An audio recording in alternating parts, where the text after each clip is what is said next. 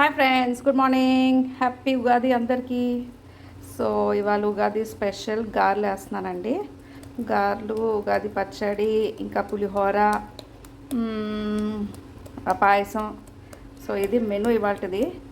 And నేను గారెలు వేస్తున్నాను ప్రస్తుతానికి. ముందు ఇది ఉల్లిపాయలు అవి లేకుండా ముందు దేవుడికి ఒక 4 గారెలు వేసేసి తర్వాత ఉల్లిగారెలు వేస్తాను. సో నేనైతే ఇలా డైరెక్ట్గా చేతితోనే వేసేస్తాను. చాలామంది ఇలా కవర్ తోటి పాల కవర్లు అవన్నీ వేస్తారు. బట్ దీని గారెలు బాగానే వేస్తాను, నాకు వచ్చు.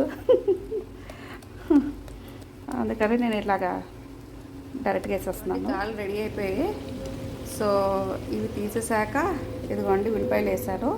నెక్స్ట్ ఉల్లిగారెలు వేస్తాను.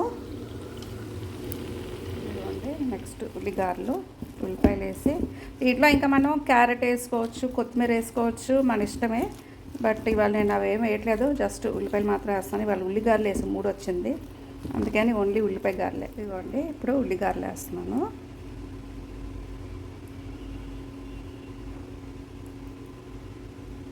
ఇలా రుబ్బు తీసుకొని ఇలా చేసి ఇలా వేసేయడమే. ఒకసారి చేయి తడుపుకోవాలి, లేకపోతే అంటుకుపోతుంది.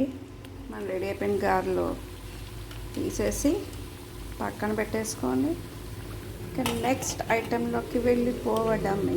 సో మన వేడి వేడి గారెలు రెడీ. ఇవాళ నేను ఉగాది కాబట్టి కంపల్సరీ ఉగాది పచ్చడి చేయాలి. సో ఇది నేను వాడే ఇంగ్రీడియంట్స్: వేప పువ్వు, కారం, ఉప్పు, కొబ్బరి, మామిడికాయ, అరటిపండు, బెల్లం, ఇంకా వేపిన శనగపప్పు, వేయించిన శనగపప్పు. ఫస్ట్ వేప పువ్వు వేసాను, తర్వాత పచ్చి శనగపప్పు, నాకు ఇది వేస్తేనే ఇష్టం, మామిడి తురుము. ఇప్పుడు దీంట్లో బెల్లం చెత్తకొట్టి వేస్తే బెటర్. తర్వాత సాల్ట్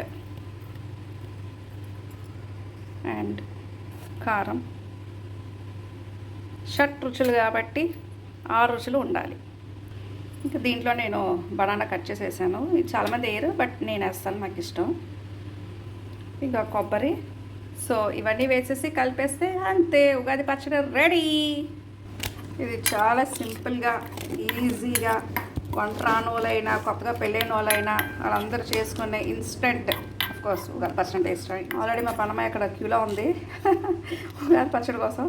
ఇది మా ఇంట్లో పెద్ద ఎక్కువ ఎవరు తినరు. పిల్లలు బలంతో చేస్తే ఏదో కొంచెం ఒక 6 స్పూను అలా తింటారు, అందుకని చాలా కొంచెం చేశాను, మళ్ళీ ఎందుకు వేస్ట్ చేయడం అని చెప్పి.